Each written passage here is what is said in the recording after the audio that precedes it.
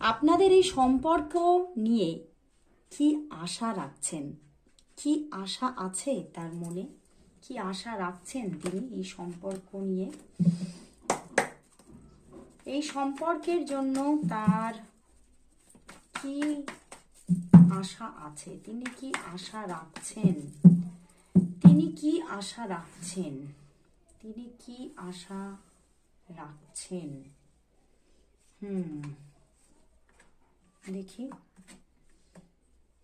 বন্ধুরা, উনি কিন্তু ভীষণভাবে আশা রাখছেন যে এই সম্পর্ক যাতে বিবাহের দিকে এগোয়।